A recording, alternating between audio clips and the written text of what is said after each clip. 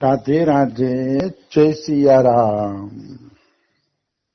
આજે આપણે વામન દ્વાદશી છે, એટલે વામન ભગવાનની થોડીક વાતો લેશી.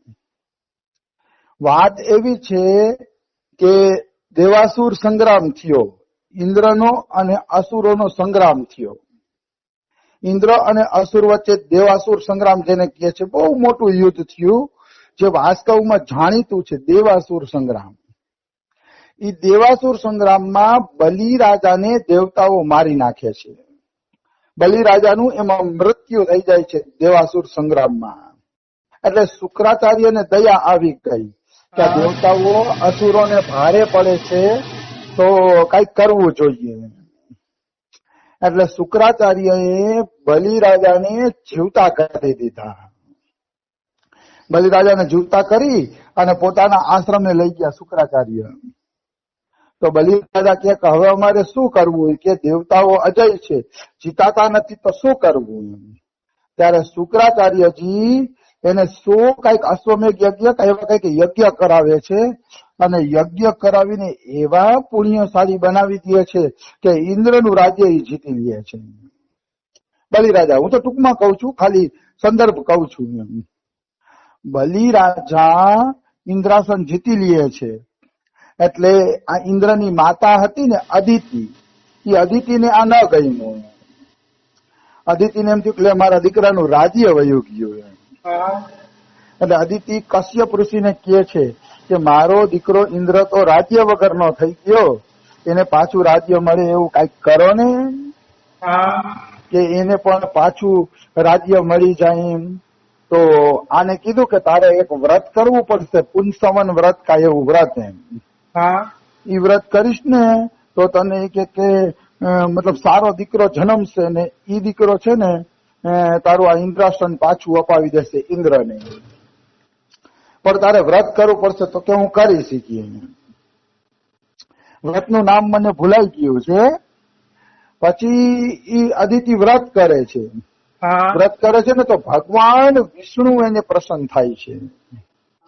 પ્રસન્ન થઈને ભગવાન વિષ્ણુ કહે છે કે માગ માગ, તારે શું જોઈ છે.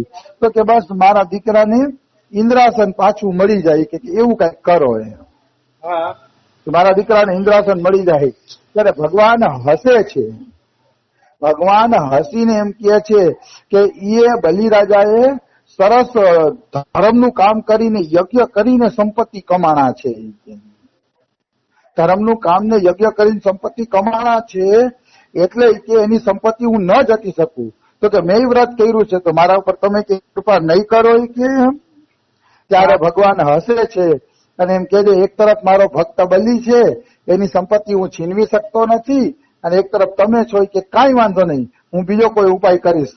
પછી આ રમેશ બાબા શ્લોક દેખાડે છે, બહુ મસ્ત શ્લોક આવે છે કે મારી આરાધના કોઈ દી વ્યર્થ જાતી નથી. મારી આરાધનાનું ફળ જીવને અવશ્ય મળે છે, એમાં કોઈ શંકા નથી. બિલકુલ આવું આ બોલે છે ભગવાન. એટલે ભગવાનનું ભજન કરવું જોઈએ. જો અદિતિએ વ્રત કર્યું તો ગમે એમ કરીને રસ્તો કાઢી અને ઇન્દ્રને સંપત્તિ અપાવી દીધી. એટલે મનુષ્યએ હંમેશા પ્રભુનું ભજન કરવું જોઈએ. ભજન કરવાથી કંઈક અને કંઈક રસ્તો અવશ્ય નીકળે છે. એમાં કોઈ શંકા નથી. આવી વસ્તુ છે. એટલે પછી અદિતિ પ્રસન્ન થઈ ગઈ કે ચાલો કાંઈક ને કાંઈક રસ્તો નીકળી જશે. પછી ભગવાન વામન રૂપે અદિતિના ઘરે જન્મ લે છે. સ્વયં વામન ભગવાન જ અદિતિના ઘરે જન્મ લે છે, અને એનું નામ પડે છે ઉપેન્દ્ર. ઉપેન્દ્ર એટલે ઇન્દ્રના નાના ભાઈ. ઇન્દ્ર કરતા ભગવાન મોટા છે. ઇન્દ્ર કરતા મોટા હોવા છતાંય ભગવાન નાના બન્યા. શું કામ નાના બન્યા? ભક્તોની રક્ષા માટે. ભક્તોની રક્ષા માટે ભગવાન છે ને એ નાના બને છે. ભગવાનને કઈ એવું છે નહીં કે હું મોટો બનીને રહું કે આ તે, એવું કઈ છે જ નહીં. એટલે ભગવાન નાના બન્યા, નામ પડ્યું ઉપેન્દ્ર. અને બટુક ભગવાન હતા એટલે નામ પડ્યું વામન ભગવાન. કારણ કે 52 અંગુલના હતા. એટલે આજે પણ કોઈ બટુક રૂપ હોય ને તો આપણે એને વામન ભગવાન જ કહી છીએ, કારણ કે સૌથી પહેલા બટુક હતા પૃથ્વીના વામન ભગવાન. એના ઉપરથી બધાનું વામન નામ છે એ પડ્યું છે. આવી વસ્તુ છે. એટલે બટુક ભગવાન, વામન ભગવાન જૈનમાં, અને જન્મતા વેત જ વામન ભગવાન દંડ, કમંડલ, છત્રી લઈને બલિરાજાના યજ્ઞમાં હલતા થઈ ગયા. ભગવાનને ખબર હતી કે જો બલિરાજા આ યજ્ઞ પૂરો કરી લેશે તો પછી ઇન્દ્રાસન મળવું મુશ્કેલ થશે, કારણ કે એને ત્રણેય લોકની સંપત્તિ પોતાના ધર્મથી જીતી લીધી હતી. અને ભાગવતમાં એવું લખ્યું છે કે એ સંપત્તિ ધર્મથી જીતેલી હોવાથી ભગવાને એને જટી ન શક્યા.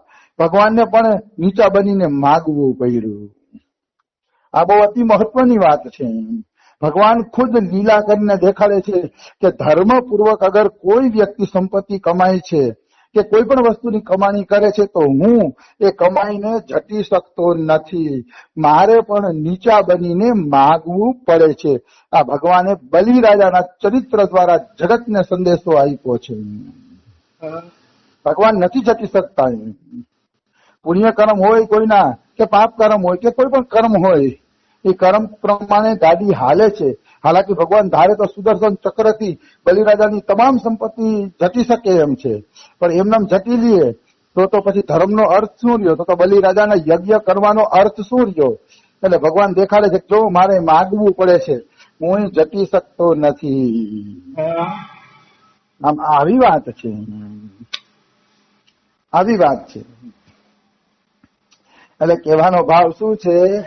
કહેવાનો ભાવ આજ ઈશ્વરની લીલા, આજ ઈશ્વરની દયાળુતા, કે દાનવ હોય કે અસુર હોય કે કોઈ પણ હોય, ધર્મનું પાલન કરે એટલે ભગવાનનો પ્યારો બની જશે નિશ્ચિત. એમાં કોઈ એટલે કોઈ શંકા નથી.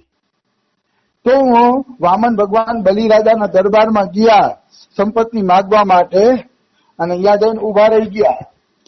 એટલે બલિરાજા આવ્યા વામન ભગવાનને દેવા માટે સંપત્તિ.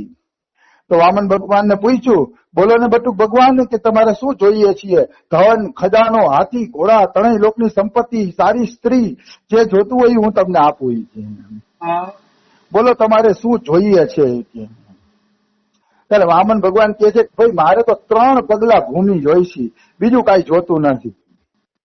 અને બલિરાજા હસે હસે હસે કે અરે વામન ભગવાન, ત્રણેય લોકના ધણી પાસે તમે 3 પગલા ભૂમિ માંગો છો? આ તો કઈ ઠીક કહેવાય કે એમ? આ તો મારા માટે શરમજનક વાત છે. અરે એટલું માગી લ્યો કે તમારે બીજા કોઈ પાસે માગવું ન પડે. ત્યારે વામન ભગવાન ટક્કરના જવાબ આપે છે. એમાં વામન ભગવાન કે બ્રાહ્મણને હંમેશા સંતોષી રહેવું જોઈએ. જો સાધુ થઈને, બ્રાહ્મણ થઈને જરૂર કરતા વધારાની લાલચ કરે છે એને ધિકાર છે. એને ધિકાર છે કે જેને જરૂરત છે એના કરતા પણ એ વધુની લાલચ કરે છે. એ વ્યક્તિને ધિકાર છે, એ સંતને ધિકાર છે. સંગ્રહ ન કરવો જોઈએ સંત થઈને. વામન ભગવાન કે મારે તો 3 પગલા ભૂમિની જરૂર છે, એનાથી વધુ કઈ જરૂર નથી. કેટલી સંતોષની વાત કરી એમ. એમાં તો ઘણા બધા શ્લોક આવે છે, મારે તો ખાલી સંદર્ભ જ લેવાનો છે. તો બલિરાજા પૂછે છે 3 પગલા ભૂમિનો શું કરશો? એટલી જ ભૂમિ કેમ માગો છો તમે? ત્યારે વામન ભગવાન કહે છે, આ ડુંગરેજી મહારાજ લખે છે, ભાગવતમાં નથી આવતું. ડુંગરેજી મહારાજ લખે છે કે વામન ભગવાન એક શેઠના ઓટલામાં સંધ્યા કરવા બેઠા હતા. તો સંધ્યા કરવા બેઠા તો શેઠ આવ્યો અને કહે છે, એ સાધુ, એ બટુક, અહીંથી ઉઠી જા, અહીંયા શું કરસ? તો કે મહારાજ હું સંધ્યા કરું છું, અડધી કલાક થશે, અડધી કલાકમાં સંધ્યા કરી લઈશ. તો કે ના, અહીંયા કઈ સંધ્યા બંધ્યા નથી કરવાની, હાલ મારો ઓટલો ખાલી કરી દે. મારા ઓટલામાં તારે બેસવાનું નથી કે ચાલ નીકળી દે. એટલે વામન ભગવાન એમ થયું, અરે હું એક જગ્યાએ સંધ્યા નથી કરી શકતો, કમસે કમ 3 પગલા ભૂમિ મારી પોતાની હોવી જોઈએ કે જ્યાં હું બેસીને સંધ્યા કરી શકું અને લાંબો થઈને હોઈ શકું એમ. એટલે વામન ભગવાન માગવા આવ્યા હતા. આના ઉપરથી ચરિતાર્થ થાય છે કે ભાઈ આપણી ભૂમિ, આપણું ઘર, આપણે રોટી કપડા મકાન જેટલું ઘર હોય તો સારું, કમસે કમ સારી હરકી રીતે ભજન તો કરી શકીએ આપણે. બિલકુલ. સ્વયં વામન ભગવાનને 3 પગલા ભૂમિ માગવી પડી, કારણ કે પોતાની ભૂમિ હોય તો કોઈ ભજન કરવા માટે ઉઠાડે તો નહીં, બાકી તો પારકા ઉઠાડે. એટલે વામન ભગવાને જગતને સંદેશો આપ્યો કે તમારી રોટી કપડા મકાનની વ્યવસ્થા હોવી જોઈએ, જેથી તમે ભજન કરી શકો. કોઈ અહીંયા પ્રશ્ન કરે કે આગળના સાધુ તો બધા ભજન કરતા હતા બારોબાર, હા તો કે ભાઈ એ જમાનો અલગ હતો, ત્યારે કંદમૂળ મળી જતા, જંગલો હતા, નદીનું પાણી હતું, કુટિયા હતી. હવે એ જમાનો રહ્યો નથી. બિલકુલ. હવે એ જમાનો જ નથી રહ્યો. એટલે હવે આપણે આપણી રોટી કપડા મકાનની વ્યવસ્થા કરીને પછી જ પ્રેમપૂર્વક ભજન કરવું જોઈએ. હા આ વામન ભગવાન આપણે સલાહ આપે છે. તો બલિરાજા કે ઠીક છે બટુ ભગવાન, તમારે જે જોતું હોય એ આપવું કે તમારી સામે મારે શું બોલવાનું હોય. તો ઈ સંકલ્પ કરવા ગયા પાણી લઈને. ત્યાં શુક્રાચાર્ય ના પાડે છે કે આ વિષ્ણુ છે હોય કે તારું બધું લઈ લેશે કે આ છે વિષ્ણુ. હા તો બલિરાજા કહેવાય વિષ્ણુ હોય કે જે હોય, મેં તો દાન દેવાનો સંકલ્પ કરી દીધો છે અને ભગવાન મારા આંગણે માગવા આવ્યા હોય પછી મારે શું કહેવાનું રહીએ. હા ભગવાન સ્વયં જો મારા આંગણે માગવા આવ્યા હોય તો મારું સદભાગ્ય કહેવાય કે એટલે હું તો કે આને આપીશ જ કે. એટલે પછી દેવાનો તો શુક્રાચાર્ય ઓલે નળીમાં ઘૂસી ગયા. નળીમાં ઘૂસ્યા ને એટલે દાબડો નાખ્યો કે નળીનું પાણી કેમ બહાર નથી આવતું. બલિરાજાએ દાબડો નાખ્યો, શુક્રાચાર્યની એક આંખ ફૂટી ગઈ. હા મતલબ ભગવાનમાં દાન દેતા રોક્યા તો ભગવાને શુક્રાચાર્યની એક આંખ ફોડી નાખી. એ આંખ એટલે ફૂટી હતી કારણ કે જરૂરી હતું. શુક્રાચાર્ય ભગવાન કોઈ માર્ગે કોઈ આગળ જતો હોય તો ગુરુ હોય તો એને ગુરુને દંડ મળે છે, હા જે ભગવાન તરફ જતા રોકે છે. આવી વસ્તુ છે. એટલે હંમેશા મનુષ્યએ ધ્યાન રાખવું જોઈએ. આવી વસ્તુ છે. તો બલિરાજાએ પછી સંકલ્પ કરી અને 3 પગલા ભૂમિ દાનમાં આપી દીધી ને પછી ભગવાન વામન માંથી વિરાટ બન્યા. હા વામન માંથી ભગવાન વિરાટ બનતા જાય છે, મોટા બનતા જાય છે. એવડા મોટા બની ગયા ને કે સ્વર્ગ ને બધું મપાઈ ગયું એમાં. હા અને ભગવાને અંગૂઠો પગનો માપ્યો તો બ્રહ્માંડ ફોડીને બ્રહ્માજી પાસે અંગૂઠો પહોંચી ગયો. અને ઈ અંગૂઠામાંથી પછી બ્રહ્માજીએ પગ ધોયા, ચરણ ધોયા અને ચરણમાંથી ગંગાજીની ઉત્પત્તિ થઈ. વાહ વાહ. આવી વસ્તુ છે. આ રીતે વામન ભગવાન